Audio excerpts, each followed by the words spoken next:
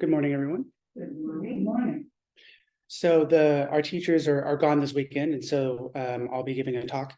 And I've been giving these little mini talks. And one of the things that I did a series about was the Buddha's origin story, the awakening story. And conversations I was having and little comments that were coming out really made me reflect on how perfectly the Buddha's awakening story gives us instruction for practice.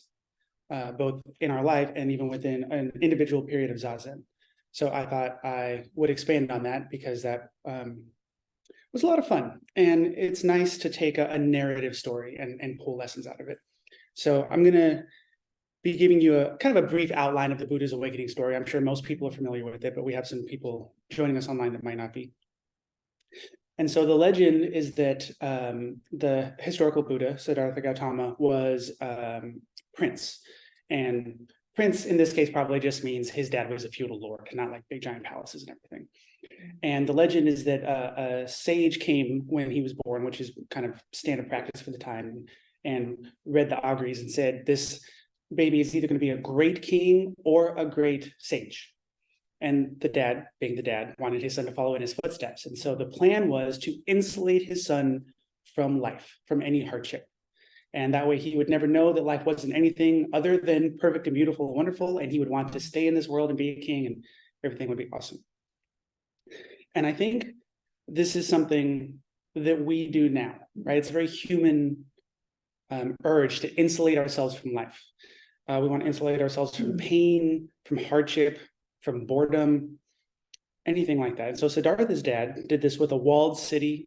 He had all the pretty girls around him. He won every sport competition he competed in. And so he never knew loss or hardship. All he knew was beauty and success and wonderfulness. And I think we do this now with Amazon, TV, climate controlled cars and houses. We do our best to make sure that we never suffer any hardship or any loss. We always win and are comfortable all the time. And even within one period of Zazen, one period of meditation, we do that. We want to insulate ourselves from uncomfortableness. So we go to sleep, or we fantasize, or if you're really desperate, you default to making the grocery list in your head, anything sometimes to not face kind of what's arising for us, which is sometimes ugly or gross or scary or inappropriate. You're not supposed to think those thoughts during Zazen. So we do a lot of that. We want to insulate ourselves. But life always makes itself known. In Siddhartha's case, he saw the kind of the four sights. These are four legendary sights. He saw an old person, he saw a sick person, he saw a corpse, and then he saw a mendicant, wandering monk. And so when he saw those first three, the old person, the sick person, dead person, he looked at his attendant and says, "What the hell is that?" And the attendant says, "Well, that's old age. That happens to everybody." He said, "Even princes?" He's like, "Yep." It's like, "Even this one?" "Yep." You know, same thing. "What's that?" "That's sickness. That happens to everybody." "What's that?" "That's a dead body. Death comes for all things, all people, including princes." And so at this point, Siddhartha's having this, just massive crisis. He is super freaked out. And I think you can imagine if you've never been exposed to any hardship or loss, and somebody says, actually, your destiny is all the hardship and loss, and you haven't even built up kind of the basic ways of dealing with it, that can be really, really traumatizing. And I think all of us, at some point, if we're over the age of 5, and sometimes, unfortunately, not even that, we run into loss or hardship that we haven't prepared for, that there's no way to prepare for. And it's really freaky, and it knocks you for a loop. And so the fourth sight was the mendicant, the wandering monk. And this time, Siddhartha still didn't know what it was, but he saw that there was a piece there. He saw something. It was like, maybe there's something there that I need to investigate, right? Because that person doesn't have the dancing girls and sports teams and the fancy car and the Amazon Prime, but they seem happier. They seem lighter than a lot of the people that do have all those things. So maybe there's something there that we need to talk about. And I think in our own lives, this truth of dukkha, of unsatisfactoriness, of friction. I really like that word for dukkha, friction. I really like that. Samsara makes themselves known. No matter how much we try to fight or numb ourselves or avoid, even within those those pleasures. Amazon can be really seductive, but then you stop and think about all the packaging and the plastic and the unfair labor practices, and think about a chocolate cake is amazing, but also, right, where did the chocolate come from? Am I going to make myself sick if I eat too much? Do I end up with heart disease if all I eat is chocolate cake? Like, even within those pleasures, those seeds of friction are there. And so much like the Buddha, we get to a point where we have to face reality in front of us. If we're lucky and we pay attention to the distress in the world, we can, like the Buddha, see the mendicant, the inspiration to practice, to free ourselves from this cycle. And even within a round of Zazen, because you can definitely get caught in friction in a round of Zazen. If we pay attention to the stillness, we can be inspired to try again, moment by moment, even when we get knocked off center. So we can face all the scary sights, and we can face inspiration even within a single meditation period. The next step in Buddha's story is leaving his privileged life and family, cutting off his hair. I always really like that imagery, and becoming a mendicant. And it's a really important point that when he's agonizing over this decision, he says to his sleeping wife and child, and we're not going to gloss over that, but he says, I'm doing this for everybody. I'm doing this to find the answer for all of us. Because his thought process was, if everyone is trapped in old age, sickness, and death, that sucks for everyone. So yes, I want to go find liberation, but I think I can help everybody if I get this right. And the story is problematic, and I do not want to gloss over that. I've always struggled with this part of the story. I understand that, being a prince, he was leaving his wife and child in a very advantageous position, but he still left, right? He made a decision what was most important to him. And although the story can be problematic, I think it's symbolic of the sacrifices or the changes that we have to make to pursue serious practice. And I don't mean that everybody should leave home. I definitely don't mean that everybody should leave their families. What I am saying is that just as the Buddha left his comfortable home and the routines that he knew, we have to be able to let go of the comfort and the routines of our own mind. We can't make changes without giving something up. We can't expect to have the same habits and thought patterns and also make big changes in our lives. Creating something new always includes giving something up. And that's just the way of things, even when it's really uncomfortable. The next phase we hear about is the Buddha studying with a few different masters and having a variety of special experiences. You hear about one-pointed attention or, no presence, and there's a bunch of them. And all of these masters in the story say, you are amazingly gifted at this spiritual practice. You should stay and take over. You're so good at this. And I think it's really important that the reality of these experiences not be denied. In Zen, we sometimes have a tendency, in Soto Zen, we have a tendency to be like, well, that's great, but that's just an experience, keep practicing. And yes, but those special experiences, if you want to call them that, they occur and they're important and they're real. And I don't want to deny, and I think it's a mistake to deny their importance. I've always seen this as an essential stage of meditation. These special experiences, they inform us, they inspire us, but they are not the end point. The Buddha said that he wasn't ultimately satisfied with these special states of consciousness because he always kept coming back down to this human experience and he was still caught suffering. So he talked about the bliss and the one-pointed concentration, and then he would get up off of his cushion and say, well, I'm still hungry and I'm still going to get old and sick and die. So these experiences are powerful, but they're not the answer I'm looking for. And this is really relevant for us. I think many of us come to spiritual or meditation practice thinking we will have these special experiences and this will be enlightenment and that will solve all of our problems. I certainly thought that when I came to practice, right? This story teaches us not to get stuck on these experiences. They are real, they can be valuable, but they are not the point. So if these experiences arise, we understand that the work continues and we integrate this experience into our everyday life. Even within a period of Zazen, it's okay when these experiences arise, but we try not to fixate them or chase them when they dissipate, because that happens too. So after working with a bunch of these spiritual masters, the Buddha, Siddhartha, decided he's not getting his answers, so we're going to go hardcore asceticism. I'm going to starve the body, because maybe the body's the problem. I'm too stuck on the physical body, so I'll ignore it, and I'll go pure spirit, And he almost died. And after almost dying, he came to the conclusion that maybe the middle path was the way to go. So he had luxury, and he was super freaked out when he saw old age, sickness, and death. And then he went completely the other way to an asceticism that almost killed him. And he still had old age, sickness, and death and was not happy about it. So clearly, maybe the middle path. And if, for us musicians in the room or online, the famous metaphor is the lute string. If you have it too slack, and that would be too much luxury, you're just floppy, nothing happens. And if you're too tight, where you mortify the body or the mind, because we're good at that too, you snap. So we need to be just right. The Goldilocks of spiritual practice. And this is so important. Meditation or spiritual practices should not be a stick you use to beat yourself with. Not in general life. I should be more spiritual. I should be more this. I should be more that. Or even in that period of zazen. How many of us have engaged in assessing zazen? We're sitting and like, I'm not zazening correctly. I'm thinking, I'm not thinking, I'm doing this, I'm doing that, right? It's really easy to turn it into a stick you beat yourself with for 40 minutes. Or if you're at sesshin for 7 days straight, right? And sometimes, we refuse to use a support cushion or a chair when we're in pain. Do we judge ourselves against others? So none of that is great. And at the same time, we have to make sure we have enough discipline that we get our butt onto the cushion, or we get our butt to the zendo, or we get up when the bell rings at 4:45, even when we don't want to. So it's that middle path, enough discipline to do what we need to do without so much that we get overwhelmed or we harm ourselves, which does happen.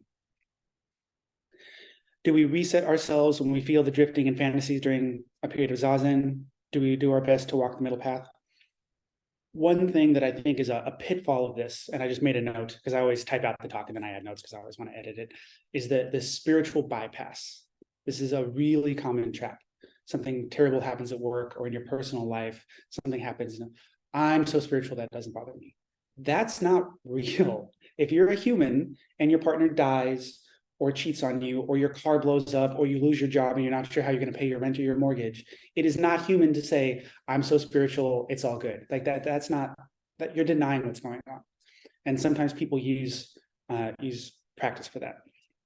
So this middle path part of the story is giving us a really, I think, very healthy instruction on practice day to day within zazen, coming back to the middle path, making sure that we're doing that discipline, but not self-mortification. So after all this, Siddhartha, he sits under the tree. He's like, I'm not getting up until I figure this out. I'm sitting down. And in some of the legends, he sits for 49 days straight. That's a long time. So this is a good example and instruction for determination and perseverance in practice. As we move through life, it can be really easy to want to shut down. Sometimes we get really upset, and revenge or striking back at somebody feels way more satisfying than trying to have that practice mind. But we persevere. And in zazen, sometimes that's keeping on the cushion even when you feel like you have to get up right now. I think sometimes at home that can be harder because you can think about the laundry, the dishes, the bills, the this and that. But I mean, even in the zendo, I've had periods where I'm like, if I don't get up right now, I'm going to explode. But they haven't rung the bell yet, so I can't, so it's perseverance, even when it's hard. But so the Buddha stayed, and then Mara makes Mara known. And for those online that might not know, Mara is the demon, the personification of ego and delusion. And we all have our own internal Mara. And one phrase for Mara, and something that the Buddha said, was architect. I see you, architect. We are all the architect of our kind of false self, egocentric view. And I love this part of the story. So Siddhartha is sitting under the tree, and the legend is that the universe can feel that he's about to wake up. And so Mara, being the demon of ego and delusion, is like, oh, hell no, and shows up. And he took immediate action to prevent this nonsense from happening. Absolutely not. And the first thing he does, because Mara is very clever, all of our internal architect is very clever, he sends his 3 beautiful daughters. And traditionally, those daughters are craving, aversion, and passion. But they're sent in the guise of beautiful women. So they're temptresses, even though they're kind of these scary things. And these are, in a lot of ways, the most powerful drivers that push us around. Craving is so powerful.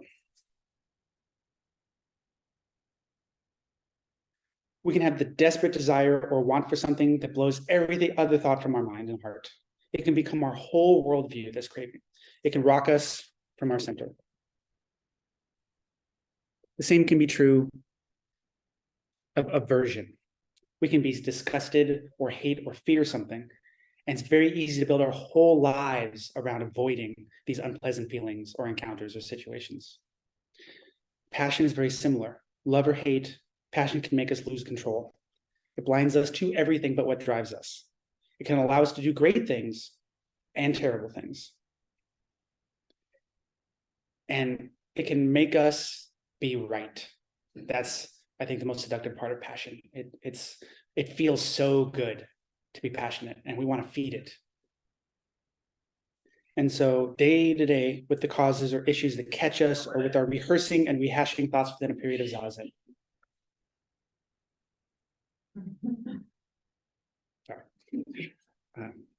Yeah. So all of that, the three daughters.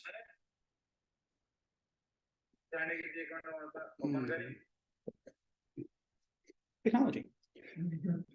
Right now, I'm not loving it. Okay. So this didn't knock the Buddha off of his center. He stayed. So then we go to fear. Fear is one of the next big ones. Mara shows up as a big monster with a big army. And the army shoots all these arrows at the Buddha. And the legend is that when these arrows came into kind of the sphere of the Buddha's being, they turned into flowers and rained down on him instead. So it's transformation. And I think that's really important. With all of these, the daughters of kind of temptation and the fear, the Buddha did not counterattack. He did not push away. He says, Mara, I see you as Mara. And he understood what Mara was. And one of my tattoos is a quote from Zen Master Raven, where one of the forest animals goes to Raven and says, I feel so frustrated and stupid in practice because everybody else is showing up and listening to lectures and asking intelligent questions. It seems like they get it. And I keep showing up and I keep sitting and I feel just as dumb as when I started. And I'm really frustrated. And Raven says, well, Mara is prodding you. And I think it's Badger. Mara is prodding you, Badger. And Badger says, well, it hurts. And Raven's response is, that's the only way Mara knows. And that was really powerful for me, that everybody has this Mara, this internal architect. We are all Mara. And if we engage in combat, in violence with Mara, really we're just being violent towards ourselves, and we compound our own suffering. The Buddha did not hate Mara. This is really difficult. We want to hate suffering. We want to hate delusion. Right? It's wrong, it's bad, it hurts. All we're going to do is compound it. And sometimes we suffer so much, we think surely this suffering is going to kill us. And sometimes we think we kind of wish it would hurry up and get it done.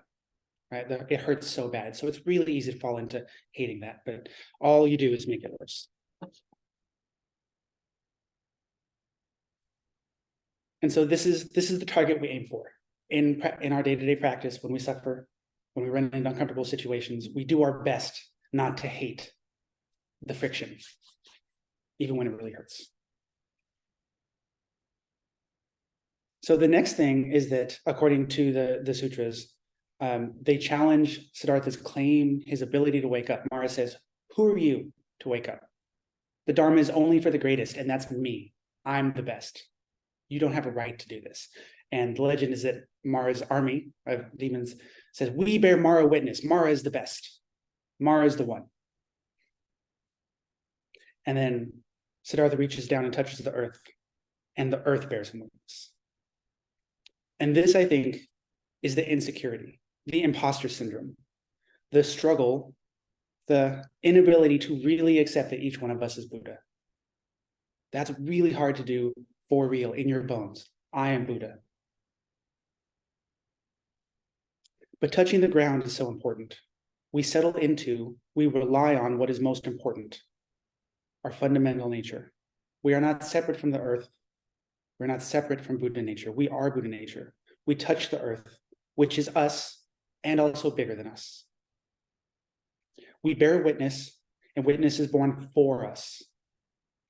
We need to come back to this over and over as practice gets hard, as life gets hard, as sometimes a period of zazen gets hard, all while we're trying to remember the middle path at the same time. Be kind to yourself while you're doing this, but we come back. It's never apart from us, but we forget. Sometimes we forget a lot. And so this part of the Buddha's awakening story may be one of the most important. We come back, we touch the earth, we touch our fundamental nature. We remember, because there was never a time that Buddha wasn't walking on the earth. He was always there, but we need to come back to it.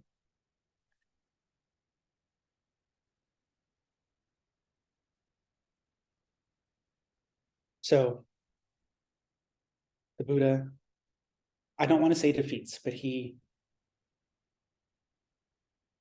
works with and understands that Mara is encompassed, and he wakes up. And then he stands up and he says that I and the morning star am one. He recognizes interconnectedness. And this goes all the way back to him saying to his family, I'm doing this for everyone. I'm not just waking up for myself, I'm waking up for everyone. If we remember we are waking up with all beings, this can lead to gratitude, because for some reason, when we give, to include yourself, this creates gratitude. So we navigate this life in practice. We come back to this ground, and we can remember that we are not working for our enlightenment or salvation, but all beings. So in a way, this statement, I and the morning star are one, is a practice statement, a mission statement, especially if you're a Mahayana Buddhist. And so finally, the story ends with the Buddha going back out into the world and teaching, rather than succumbing to Mara's last trick, which is nobody's going to understand what you're saying, so you might as well just go ahead and die and do the nirvana thing now. Nobody's going to get it. So really, it is your enlightenment. Like the ego, it's so tricky. Like, oh, good job, you woke up, but it's yours. So don't try to share it. Nobody else will get it. It's just yours. But he says no. Instead, he engaged with the world. Buddha went out and spent the next 50 years of his life teaching, meditating, teaching, meditating. And this is so important. Practice does not exist in a vacuum. We get up off the cushion and we try to live in accordance with all beings in the world. We engage, we practice in relationship. We walk the ground, the same ground that bore us witness. Even in Zazen, we align our body and cushion and environment. We practice where we are with what's in front of us. The Buddha's awakening story might not be literally true. I tend to think that it's based on something and has been embellished because it's too perfect. But it's an amazing instruction story. And we remember this teaching, especially when we're stuck, is another way we can rely on the Buddha, the Dharma, and the Sangha, because this story represents all of them. And I know that stories can be very inspiring. So sometimes we can think of a sutra or something our teacher said, and sometimes we can think of the Buddha's awakening story, and that can be the mendicant that inspires us to come back to practice. Thank you.